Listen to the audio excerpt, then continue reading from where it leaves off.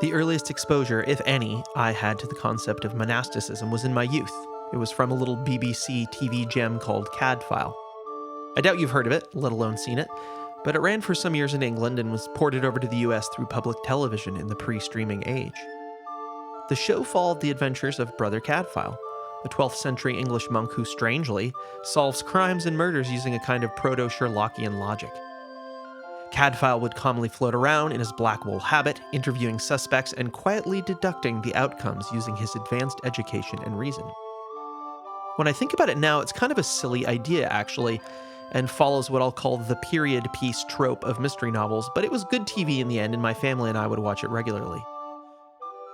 However, in actual history, in the 6th century, one monastic individual created a rule for life and a monastic community that forever changed the face of Christian life in the West. Saint Benedict was a noble by birth, who was sent to study in Rome, but was disturbed by the decadence and corruption he encountered there. This led Benedict to become a hermit, and then through a series of amazing events, eventually the founder of what we now know as the Benedictine monastic order. His Benedictine rule of life is still in practice today not only by monastics, but by Christians around the world. His retreat into monastic life, away from the insanity of the metropolis of his time, led to vastly positive advances for European society and culture. Preservation of knowledge, education and literacy, agricultural advances, and the spreading and promotion of spiritual values are just a handful of offerings that the Benedictine monastic order gave. But there were and are many more monastic communities, more than just the Benedictines in the West. Not to mention the strong Eastern monasticism which is still alive today. Because of this, there are endless lessons we can learn today from the monastics of centuries past, and even our current living monastics. Especially in Silicon Valley, that is ever increasing in speed, activity, and so-called progress, we're actually declining in contemplation, trust, human connection, and various virtues that for a long time were the bedrock of human experience. So this begs the question, what can monasticism teach us today in Silicon Valley? Well, we asked a friend to come and speak to us about this. Our guest today is Father Ryan Jones of Iona House in Placerville, California. Father Ryan and his wife have invested some years now into the creation of a place outside the hustle and bustle of the Silicon Valley, where pilgrims can find a quiet place to engage in values and practices that were inspired by monastic life. It truly is a special place and has a special story, and that's why we're excited to have Father Ryan on the podcast today. So grab a cup of tea, settle in, and enjoy. Yeah, so Father Ryan, thank you for being with us here on A Voice in the Valley podcast. We're really excited to talk to you. So thanks for being with us. And we also have Reverend John Gorin with us as always. Before we begin, Father Ryan, would you give us just a little bit of background about yourself? Well, it's a joy to be on the podcast today. Thanks for having me. It's hard to even put my story in sort of a nutshell, but basically I grew up here in Northern California, and this might be helpful to know. I grew up actually not in sort of the historic streams of the church. I grew up in the Seventh-day Adventist Church, and I spent my sort of formative years there. And then after college, I made a transition to Fuller Seminary. I got a master's degree there, and kind of tried to figure out where I fit in the evangelical world of Christianity. Had a wonderful experience there, learned a lot, and then I planted a church in San Francisco. And it was a non-denominational church. And in the midst of that experience, I began to deeply long for the historic traditions of the church and some measure of a polity or a structure around the church plant was, I realized, was necessary. And I was kind of asked a lot of theological questions during that time. And every time I did a lot of research, I just kept kind of coming back to the historic church. And so that kind of led to an experience of me going through a transition and moving towards the Anglican Church in North America, where I got ordained in 2014. And then we actually replanted a church in San Francisco as an Anglican church. And at that point, I was married, and my wife and I did that. And then midway through that church plant experience, the Lord put on our hearts this vision of a kind of a monastic inspired contemplative retreat center, place of Christian formation, back up in the foothills where I grew up, actually, in Placerville. So a couple hours east of San Francisco, where I had spent 14 years. And there's an interesting historic connection between these communities because the gold rush began up here and kind of put San Francisco on the map. So we're kind of like returning the favor. We're kind of coming back up here and connecting the dots again between San Francisco and here, or the Bay Area and here. So that's kind of the short story. I've got a couple of kids, a 4-year-old and a 6-year-old. And yeah, life is very full and rich. We have a church plant up here as well, alongside the Iona House retreat center that we have. Yeah, and we as Holy Trinity were blessed to be able to visit Iona House and have our You guys retreat were there. our very first group retreat experience, and we were not ready, which was hilarious. But it was a wonderful time together. We had such a great weekend when you guys came up. Just for those who might be curious, you are the rector at a, like you mentioned, at a church plant in Placerville called All Saints as well. That's correct. Yeah. The sort of joke is, if we didn't have enough to do, we decided to take on a couple extra things, and try to plant a church. But to be honest, we have a phenomenal little community here who does a lot of the ministry themselves. And so we sort of set some low expectations for them, and they said, we're willing to accept them. And we have had a great time together, actually. We're about a year, not quite a year and a half into that church planting experience. And that church plant is actually involved in kind of inhabiting and embodying some of the rhythms of life that we have out here. And they play a key role in volunteering and helping out develop the various ministries and aspects of Iona House. Not just that church alone. We have other churches and other people in the area too, but our little Anglican church plays a disproportionate role right now in Iona House. Just great to hear how the church is involved in what you're doing and kind of the intersection of that. So that's really encouraging. And as Nick was saying, we're very grateful for hosting us, even though it was quite an ordeal for you guys, but you made it a huge hospitality blessing for us, and spiritual one as well. So we're still grateful. Still looking back to the formational aspect of that, and looking forward to reserving our next trip up there at some point. We'd love to have you guys back. Yeah. We would, very much so. So you've touched on something already, which is that Iona House is monastically inspired. And I would be so curious to know what initially interested you in monasticism. I don't remember when I kind of got on the kick of being interested in monasticism exactly.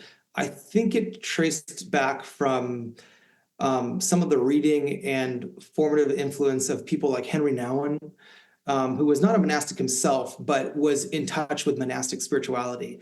And I would actually make a distinction to say, we talk about this as being monastic inspired. We're not a monastery. I don't want to disrespect what actual monasteries do, where they have people in lifelong vowed experiences.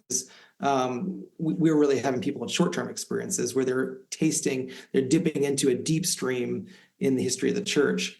And I got inspired by monastic spirituality, I think in part because it is a wonderful counter voice or counterformational, counterformational force against what is happening in much of our society around a constant need for novelty, especially the Silicon Valley. Everything is about what is new, about technology and what is coming next, and anticipating that. And there's a temptation for the church to sort of think that it needs to be relevant all the time. And relevance, if you attach yourself to relevance, this is my opinion, if you attach yourself to relevance as a church, then you're constantly just behind what's happening in culture, because you're always trying to be relevant to what is newest and what's happening. Whereas I think the monastic spirituality is much more mundane. It is tapping into something that is deep and rooted, and invites us into something that is stable, that hasn't really changed a lot. It's not the only way to follow Jesus, but the contemplative spirituality has been the bedrock of so much of what has gone right with the church over the last several thousand years. And really goes back further into the Old Testament. And you see the school of prophets, or even the movement of John the Baptist as the New Testament begins, is very much grounded in some of the same sort of spirituality that I think is very relevant today. Yeah, you've made a really good point that it does go back much further than even the church, right? You've got prophets out in the wilderness engaging in solitude and sort of experiencing Mhm. God in these profound ways away from society or away from the Israelite camp in the, you have Moses going up onto the mountain. Mhm. You've got all sorts of things, right? Mhm. And I like that you talked about kind of dipping into a deep stream. You're having a taste of a deep stream because it is a deep stream. It's deep and wide, and there's a lot going on Mhm. there. So, how do you parse that when it comes to how you've structured Iona House? Meaning, there's a Mhm. lot that you could do, but what are the primary focus points for you when you talk about sort of what you want people to experience when they come to Iona House? That's a great question. So I've been pretty deeply influenced by particularly Benedictine spirituality, and that roots back to Saint Benedict, who's fifth, sixth century, and so he's considered to be kind of the father of Western monasticism. There are other monastic expressions, but his tradition seems to be the one that kind of carries the most freight. Benedict was a very moderate fellow. He was not an extreme guy. Now, this is within a sort of spectrum of monastic spirituality, in which people might already think just to talk about that is pretty extreme. But he has a kind of spirituality that is very attracted to, I think, to kind of lay people, to ordinary life. He's not looking for people to do extraordinary feats. So Benedictine spirituality is focused on stability, is focused on obedience, and the third vow is conversatio morum, which is a Latin way of saying constant conversion. So there's kind of something about stability, something about constant changing, and yet it's all kind of underneath the guise of, or underneath the overall umbrella of obedience to God. And I think that's just a great paradigm to hold. Now, within that, then there's an emphasis on a holism. So it's mind, body, and spirit, loving God with your whole self. So for us up here, that looks like a commitment to prayer. We have fixed hour prayer at 9 o'clock, noon, and 4:30. We have times where we invite people to enter into physical labor. This is something that was actually not popular for anybody who was sort of upper class or educated in Benedict's era. That was something that slaves or low class people did. But in the monastery, it was considered to be greatly valued to use your body. And that's true in both Eastern and Western monasticism. Saint Basil the Great, the father of Eastern monasticism, had a very high view of work and of manual labor, working with your hands. And it goes back to the biblical era. Jewish people had a very high view of working with their hands. Jesus' father, Joseph, his earthly father, Joseph, was known as Joseph the Worker. That's his historical title, because he was a stonemason or a carpenter or something like that. He worked, and Jesus worked. And the rabbis often usually had a trade that they worked as well, too. So that kind of gets picked up in monastic spirituality. And there's a high view of using your body. So we have times of work up here, and it's not just to get things done. It's actually an end in itself. It is about learning how to glorify and honor God with the body that He's given us, and getting out and seeing the beauty of nature and all that. And then we have a whole set of things that are, you might call them disciplines of disengagement. It's silence and solitude and stillness, and particularly with technology, setting technology aside. Put your phone down, leave it in your room, put it in a locker or whatever you want to do with it. Put it somewhere, come back and check it later if you need to, but you don't need to have it with you all the time. And so we don't have laptops out about the campus. We don't have screens or things that kind of evoke the modern world for a reason, because we're trying to actually help people detach from these mediums that are actually quite important to our modern world, enough so that they can reapproach them with a different lens, a different way of engaging correctly, which I think is one of the greatest challenges we have right now is how to engage technology correctly. We're on a technological medium. We recognize there's value in it. We're not trying to throw it all out, but there has to be different ways of engaging it. And I think this is deeply impacting the formation and the spirituality of our era. So those are some of the things. And then we have it's really, we've realized there's both individual and collective aspects to what we're doing here. And so we have prayer times that are, like I said, the structured times are collective prayers. We come together, we pray out of a prayer book that gives us some form and structure. There's also spontaneous aspects of whatever people want to bring. But then also there's communal meals, and there's and the work often happens together with somebody. there's actually an enriching and a deepening experience of the body of Christ that can happen. And this is one of the challenges we have in our world too, is there's just not space for that. There's not space and time. You meet on Sundays, or you meet for a community group or whatever, or a small group experience, maybe midweek, but that might be the extent of your Christian, connection during the week. So we feel like the church needs a thicker expression of life together. And so we give people a taste and experience of that. And it's a real joy because we have people coming from all different corners of the church up here. I mean, all different varieties of Protestantism. We have Roman Catholics, we have Orthodox folks that have come. And so it's been a joy to see kind of the body come together in a place of prayer and unity. So that's probably more than you were asking for, but that's like a window into kind of what's happening up here at Iona House. I'm wondering of those things that you were mentioning in terms of some of the benefits of that monastic tradition and the rhythm of life. Are there like a handful, a top 2 or 3, if you will, that those that you've ministered to when you were the rector at Eucharist, in oftentimes tech folks, but just down here in the San Francisco, Silicon Valley world, are there a few of those that you would just commend as people come back down from Iona House? What is their takeaway? What do you say? Hey, if these are some things that would really be helpful to continue. Yeah. So, what comes to mind immediately for me is some of these same disciplines of disengagement. The point of Iona House is not just to get people up here and then have a great experience and then go back to their exact same life. The point is to come back and reapproach their life with maybe different skill sets, different imagination, different paradigms. And so one of the things we're trying to help people do is to actually learn how to enter into times of silence and solitude. And our modern world doesn't make this easy because we're never really free from the inputs that are around us, whether it's people or technology again, or media of some kind. So up here, we actually have a kind of a quiet campus from 3:00 to 4:30 before evening prayer. And that's a discipline that actually we've had to take on. And I have to say, it's very challenging for me to do that. But what we find is that when people taste it and they experience it and they realize there are others who are doing it, that it becomes much easier.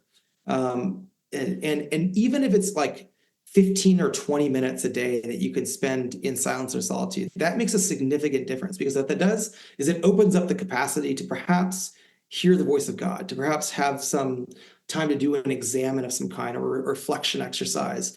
And to stop just being kind of a pinball of reactivity to everything around us, which is kind of how we do our days, right? We get up and immediately we have emails to respond to and texts coming at us and meetings and this and that, deadlines from bosses or whatever else. So how do you just get out of the pinball machine?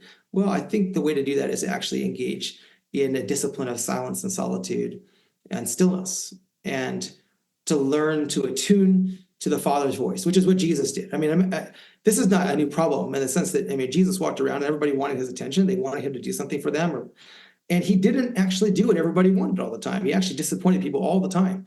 And you kind of wonder, like, how did he know what he should or shouldn't do? And you get these little glimpses in the Gospels of him going out, disappearing regularly. And the disciples are often like scratching their heads, figuring out, where did he go again? And there he is. He's up on the hillside, mountainside praying again, or he's out all night doing this thing, or, he's out, walking on the water, or whatever he's doing. He usually has some kind of disengagement from the crowds and the noise in order to be able to hear the Father's voice. And that's what he says in John 5. He says, I only do what I see my Father doing. I only do what my Father tells me to do. And I think that's like the dream and the hope for all of us, is that we'd be people who would be attuned to what the Father wants us to do, because there's too many people who want something from us all the time. And that includes, family and domestic responsibilities, children, spouses, aging parents, whatever it might be. So how do you know where that line should be of, well, I think we have to be able to listen really carefully to the Lord. And how to do that? The first step is, I think, to clear out space to be able to start practicing that, because it doesn't just happen automatically. Now, you guys are doing this as a community, and that in itself is somewhat countercultural to our very individualistic world that we live in. I'd love you to say more about that, what the benefits that you found of doing this in community, maybe some of the learning curve that goes with that. some of the challenges when people literally come back down from the mountain and they're back Yeah. into the place that you've just described. What does that tell us more Yeah. about community and doing this together? That's a great question. Yeah, I feel like this is uh, we've not been around long enough to have sort of like something figured out. But if we have figured out anything, if there's any kind of secret sauce to it all, so to speak, it is the collective communal aspect.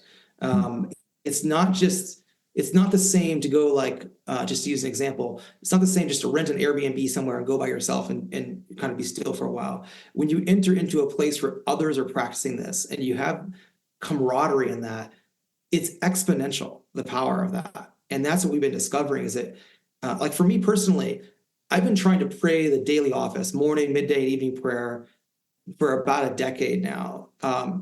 My success rate when I'm on my own is marginal. I'll just say that. It's okay. I hit a lot of the offices, but out here, I hear the bell ring. I see people walking towards the chapel. It's like I almost have to try not to do it, right? I mean, it's like wow, there's like a conveyor belt moving you towards something, right? So the power of a community doing something is that there's a collective sense of identity being formed and solidarity, and those are so important to our humanity. And people will do almost anything to belong, right? I mean, we know those powers are really strong. But to belong in Christ together is a really joyful thing. So we just see kind of the fruit of this is a lot of delight, a lot of joy in being together. Beautiful conversations are happening, and yeah, people kind of feel carried by the setting. So I think that churches can do that. I don't think it has to just be sort of a retreat center that does this. I mean, we're trying to kind of deepen that DNA for churches, actually.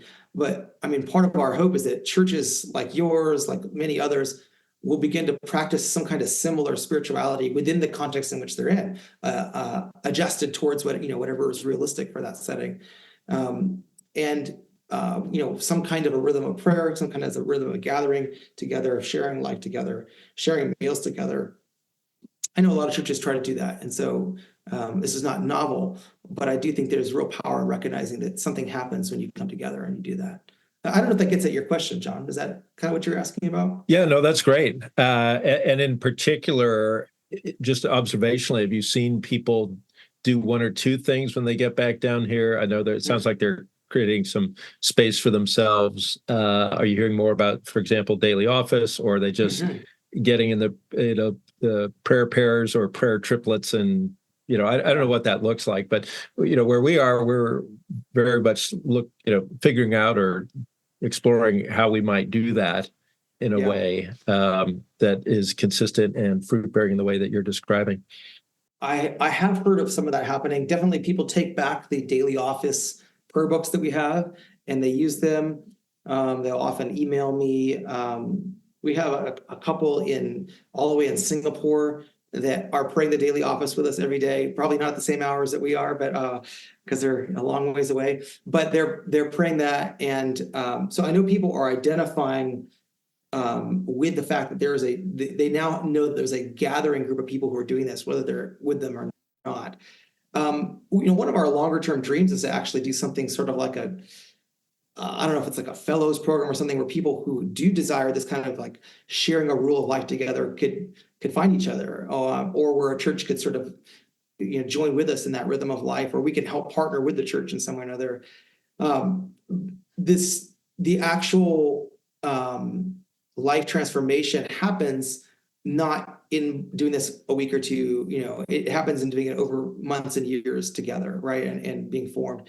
We use the metaphor of, the Grand Canyon wasn't formed, with one big rainstorm and some erosion. It was, thousands, millions, whatever, however long, eons of time to form this deep gorge. And, in our own souls, it takes a lot of time and a lot of practice. And I think that's partly what monastic spirituality appeals to, or calls us to, is the slow work. It isn't a promise to go off and do something for a weekend and come back a completely different person. And that's just not realistic to how people are formed. We were made to be like we are by years of practicing certain ways of life. And so it's going to take years of practicing a different way of life to become different in that way. So I think that's the invitation. That's all I'll say about that. Well, I would love to know more about Iona House specifically. Tell us a little bit about how the vision for Iona House began, because I Mm. know this took some time. It really grew out of our experience of ministry in San Francisco. And as I said earlier, my wife and I actually met and got married in the Bay Area. She's from the Bay Area. In fact, our children were the fifth generation on her side of the family to live in San Francisco. So there's some really deep roots that go into the Bay Area, at least on my wife's side. For me, I was there 14 years. And out of that ministry context, I began to see patterns of both obstacles and opportunities. And the obstacles are pretty self-evident. People inhabit their careers. They work long hours at an interesting work in many cases that is demanding their full attention. And in many cases, people move to the Bay Area to take an interesting job at Apple or at Google or whatever tech firm or other type of company they're working at. So people take their careers very serious. So the church has to try to figure out how do we navigate formation in the setting in which people are deeply engaged in their careers, and in which the socio or the economic factors are pretty demanding too. I mean, most of the people in our church in San Francisco had to be dual income households. Both mother and father, if they were married, worked, and so these kind of straining factors they make time the most precious commodity. Definitely, the Bay Area is expensive and money is a big deal, but it's actually time that I found was the most challenging. People were more likely to give you their money before they would give you their time. And so what we found in pastoring at Eucharist Church was if we could get a group of people out of the city, out of their normal domestic patterns, out of their work patterns for a night or 2 nights, even better, the kind of capacity that was opened up for spiritual development, growth, conversations, communion, relational development, it was like fast forwarding. It was like what would happen in a couple of days would take 6 months of normal kind of church rhythms to happen. So relationships would form, and people would share stuff on their soul that was deep in their souls that they wouldn't normally get around to sharing at a church gathering. And so we just found that it was really fruitful, and also for training people to practice some of these things like silence and solitude. You kind of had to have a group of people who were going to do it together and be like, oh, let's just try this practice out here. And then when people taste it together, they go, wow, that's really good. Or alternatively, that was much harder than I thought it would be, and I need someone to process that with. Or I stopped talking and I got quiet and I put all my devices away, and the noise inside my head just went nuts. I had just spinning like crazy, and I don't even, well, that's like, these are the kind of things we get to process then, and they're really where the pastoral work begins. So we found that was really fruitful. And kind of out of those experiences, we were always looking for a setting in which we could take people that had kind of this monastic flavor to it. Now, there are lots of conference centers that do great work. They're great places to take kind of an all-church retreat or whatever. But we couldn't find anything like what we were doing, except for actual, say, Roman Catholic or Orthodox monasteries, which are often filled, and the waiting lists are there, or they're a little bit kind of too far afield for some of the folks in our church who weren't quite comfortable in those settings. And so we began imagining and dreaming about what it would look like to develop a setting that was designed to do the kind of work we've been talking about, to be like a laboratory of contemplative spirituality, a place of formation that had both communal and individual elements to it. And so we began looking for property. It was amazing. It hit us with such force. Father John will remember this because I actually told him very early on about this. It hit us with such force that we thought, oh, we need to go do this like right now. And then it was very clear, actually, over time, that the door wasn't quite open yet, and we needed to stay put where we were. And so we actually ended up taking, I think it was 3.5 years from the time where we actually got the idea to when we finally moved up here to begin the work, which doesn't seem like a long time in the greater scheme of things, but for us, it felt like a very long time because these ideas were percolating and growing in terms of gravity for us and force. So we moved up here in January of 2022 and began the work here. And that corresponded to not very long after that, we got wind of the fact that the second half of the property that we had purchased was coming available, which has the houses that we have here and some of the other outbuildings and things like that. And then, so last year was very exciting. We were able to purchase the second half of the campus and begin actually offering overnight experiences and a more robust pattern of ministry than we were able to be prior to that. So we're just coming up on, in a few weeks, it'll be a 1-year anniversary of having purchased the land. And it is amazing what God has done in a year. We're like astounded. It's certainly beyond Elizabeth and I and the work that we've put in.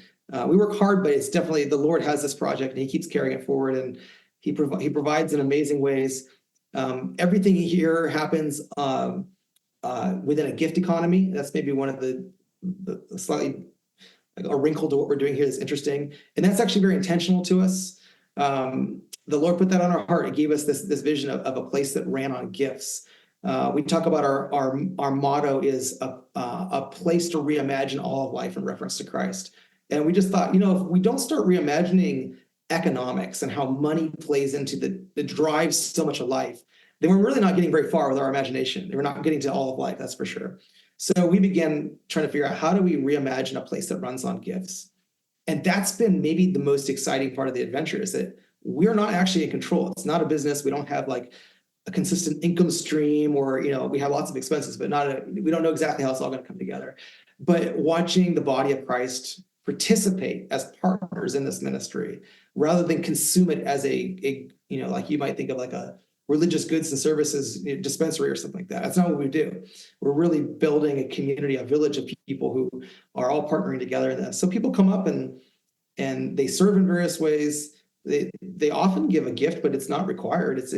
We offer this as a gift to people. So it's just been really fun. It's been inspiring. And the stories that are coming out of this, I mean, even just like last week or the week before, one of my childhood friends owns a carpet store, a flooring business. And I turned to him and asked him if he would help us with some of the renovations we're doing on some of the houses. And he very generously came back and said, we'll do it all at cost. Like whatever it costs us, we're not going to make a single dime off this. We just want to give it to you as a gift, which was like amazing, because we have a lot of flooring to fix, actually. And then to double down on that, he is one of his installers who actually installed some of the floors in our resident house back in December. He heard that we were going to do another kind of phase of renovation here on this other house. And I didn't know that he was a Christian, but he'd been around and we'd done prayer in the house, and he'd kind of met some of us. And he told his boss, who was my friend, he said, I want to donate all my labor. He said, I'm going to make it a gift.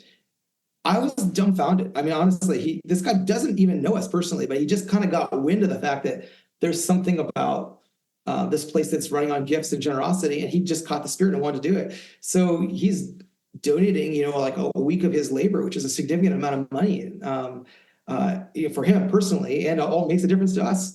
But it was more the joy of his gift that struck me than it was just the amount of money that's worth. It's like there's something about the partnership or participation in it. So we're on a roller coaster ride of excitement of trying to figure out how it's all going to work. We actually don't know how it'll all work in the long run.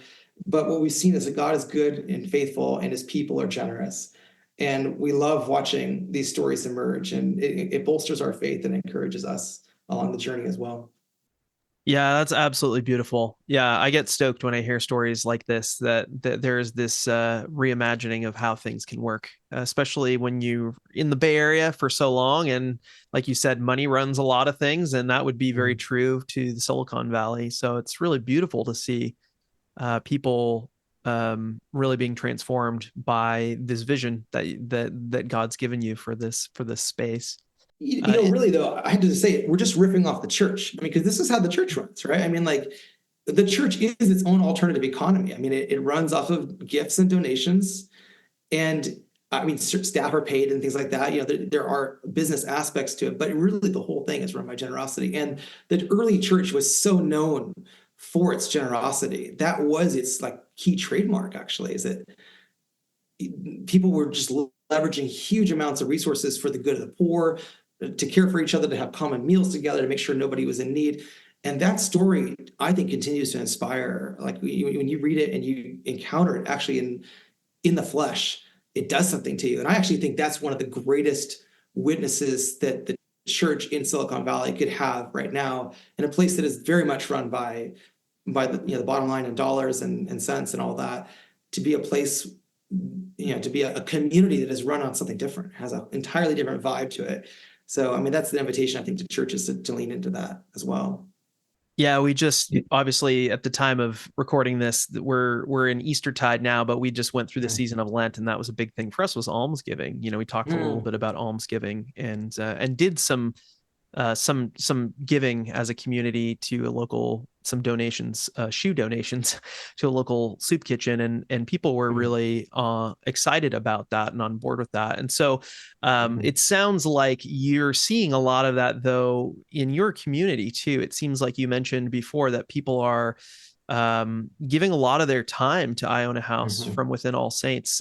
Talk a little bit about, I'm just interested in the kind of overlap there between All Saints and Iona House. Is really cool, and I would love for you to share a little bit about what that's looked like in the last year or so. So so All Saints is fairly small. It's maybe 25 to 30 people. It's not a large community, but again, a very generous group of people in terms of their time. A number of them are. Maybe about half of that community is kind of at a stage of life where they're empty nesters around retirement age. They have some time, they have skills, good health. And so these folks have just jumped in beautiful ways. So we have one couple, husband and wife, and their daughter who's in her 20s, who come out and they run our garden. They are the volunteers in charge of all that. And they're out here every week, planting, caring for it. And that's the volunteers who come and join them, love being with them. Our guests who are here who participate, love it as well. Last summer, we kind of did an initial version of the garden and had lots of tomatoes and cucumbers and cherries and peaches and such. And it was just so fun to share that. Have a basket full of fruit and show up and hand it to somebody. It's just a wonderful thing of joy. We have another husband and wife who run our animal area. They come out and they help care for. So we have 17 goats. We actually had 5 baby goats born last week, which is super exciting for us. We're all newbies with this, so we have no idea what we're doing.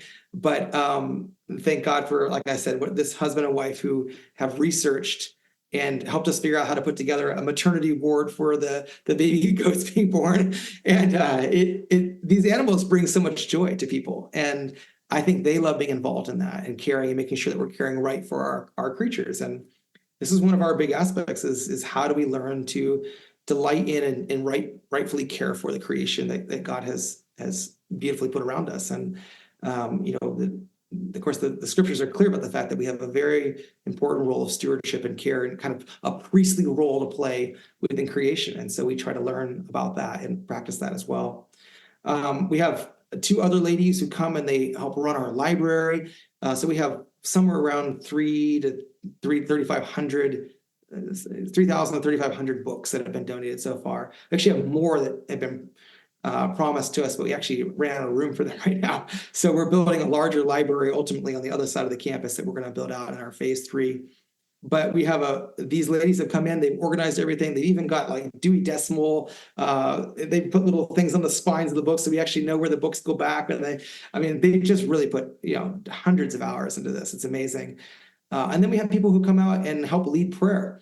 They help take one of the daily offices, and so there's a guy that comes usually on Tuesdays at noon, and he prays the midday prayer, leads us in midday prayer. We have another lady that comes from a different church on Wednesday mornings, and she helps lead Wednesday morning. And then we have a kind of a catechetical space, a space of formation that we do on Fridays called Friday Faith Formation. And we have people who are guests as well as local community members come for that, and we have great discussions together. So those are some of the ways. People come out and do very mundane things like, help us move wood around, or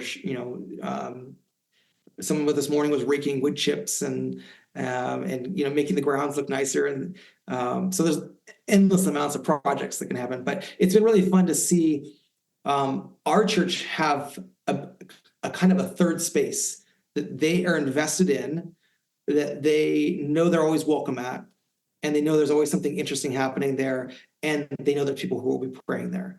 And so they show up, they always know 9 o'clock, noon, or 4:30, the bell will be rung and someone will be praying. And that's really the key to that. Is actually we have a resident program of right now we have 6 people who live on the land all the time. My wife and I actually don't live here at Iona House. We live 6 minutes away, but we have 6 people who live here right now, and they are keeping the rhythm. They like kind of embody the heart of this place. And they often invite people over for meals and do hospitality, and they're involved in feeding the animals. And so there's a kind of rhythm of life is the point.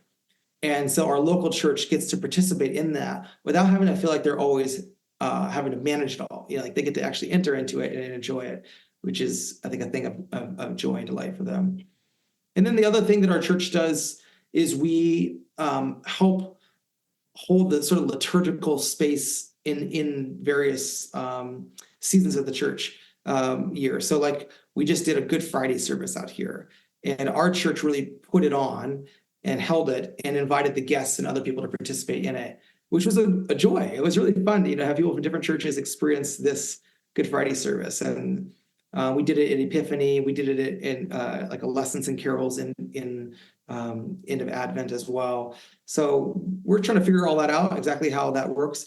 The All Saints Church is not Iona House, and Iona House is not All Saints Church. There's definitely like a kind of a firewall of separation between the two entities. And we really want to make it clear to people when they come to Iona House, they're coming to Iona House, not to All Saints. But we welcome other local communities. So a lady on our staff goes to another church here locally called Westside, and it's like a non-denominational Bible church.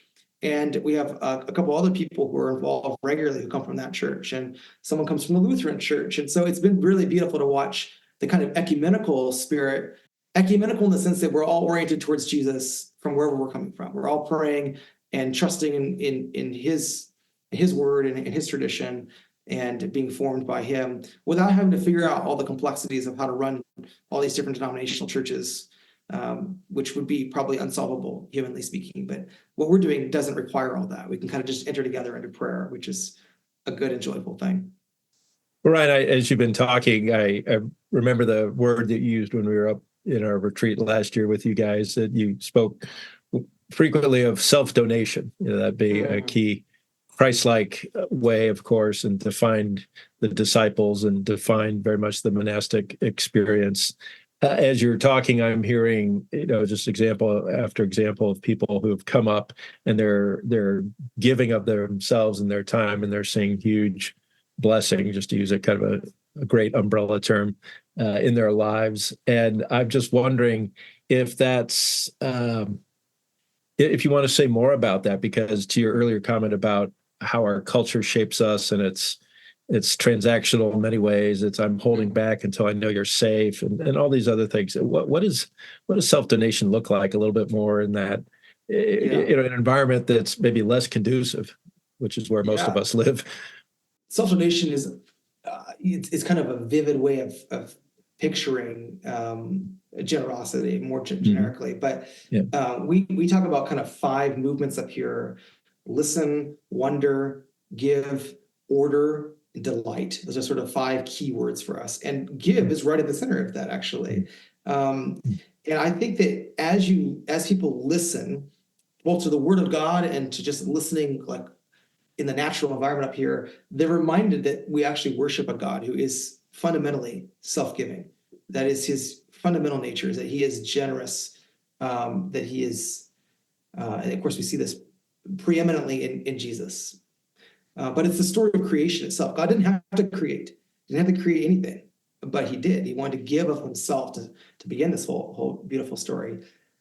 So generosity or self-donation becomes important. And of course, it's so much more than like giving a donation or giving, money is symbolic and it matters because we put a lot of stock in it in our society here.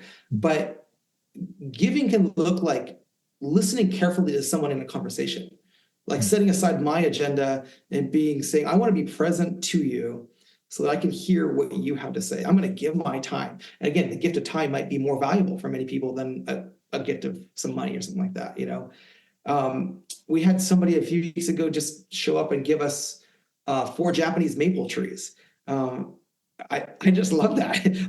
It was a thing of beauty that they gave, a cultivated thing, right? We have artists who are giving us this. We have some people working on a stained glass window for us right now, which I think is wonderful. So there's so many ways to give. And I think that when you're in a culture of giving, it breeds more generosity. It breeds more life-giving generosity. When you're in a culture of consuming, then everybody's trying to like hold things tight, keep to themselves, protect themselves from everyone else's greed. So generosity, I talked about the five movements. The last one is delight, and I actually think it's the fruit predominantly of generosity or giving. That delight is the joy that comes from kind of opening yourself and realizing you can give a good gift because actually you're in a community where someone will probably give you an even better gift back, and you can begin to trust the cycle and circle of generosity and not live with scarcity mindsets, which control so much of life. So, how to live in a posture of abundance. Now, I don't think we're denying the fact that we do live in a fallen world where people are greedy and people will take advantage, and there are, people who hurt people, and there's sometimes malicious people who do things that are awful. So we're not naive. And I think up here we've there's some things that protect that. It's very relationally driven. So we don't have a lot of anonymous people sort of just dropping in all the time, for example. And I think churches have a similar possibility, actually. I think that the church is a very relational community. That's what it is. And so I think there's possibilities for self-donation to be able to shape the life of the church. And again, I think that's extremely countercultural and extremely attractive to those who are seeking spiritually. That's my assumption. That's so interesting. I'm wondering, given your years at Eucharist, now that you've had a couple of years of experience at Iona House, if you could get into the Wayback Machine and go back to Eucharist, what would be some of those takeaways that you might like, okay, I could tweak that, or I could focus on this? Yeah, I think that, and we did some of this, but I think I'd even double down more on it, which would be inviting people to make space in their homes more regularly for each other. I just think there's something about that. I mean, it's great to go out to eat together, but there's something vulnerable about exposing your actual domestic life to another person and inviting them into that. So I think that hosting and hospitality are kind of a key piece of this whole thing too. It's one measure of that. I think that giving, not just in the terms of like passing the tithe, or the offering bowl, putting your tithe in, which is I'm all for that. I'm a pastor, so I've got to be all for that, But I think that learning, like congregations, learning to share things with each other, possessions, to share goods, and that can be any number of different kinds of things. I mean, we've experienced, for instance, some pretty amazing generosity on some Christians who gave us. We had some Christians give us a car back in December. We needed a second vehicle, and we were having some trouble, and we had our socks blown off by someone who just gave us a car, like a nice car, like a Subaru Outback. It wasn't like a piece of junk or something like that. And the giving almost forms like a ligament between us now of connection. And I think that the body is built up, like literally the body of Christ is built up through this vision of generosity, of giving to each other. So I think if churches can see each other's needs, learn to take the risk of giving, learn to take the risk of inviting people into their homes,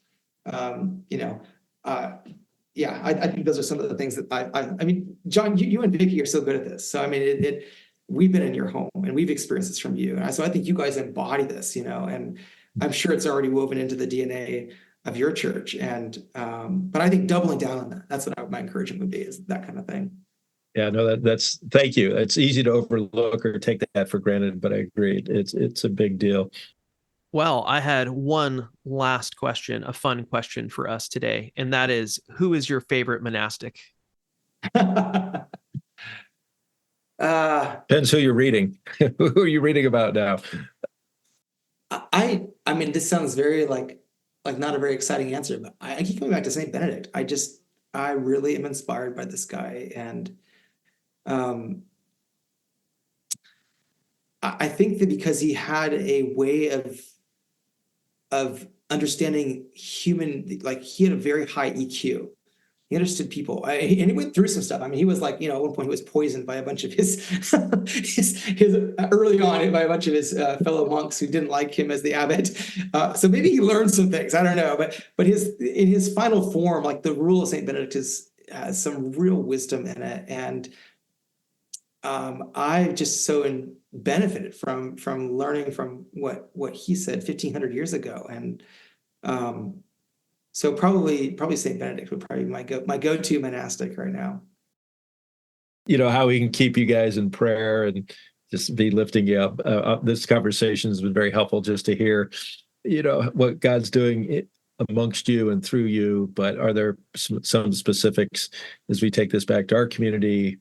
How can we bless you? You guys are already a blessing.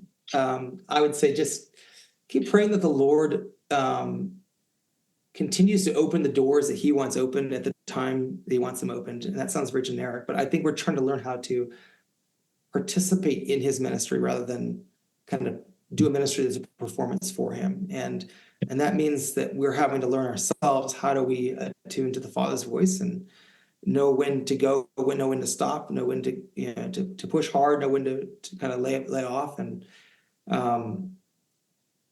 yes, you can pray with us for that.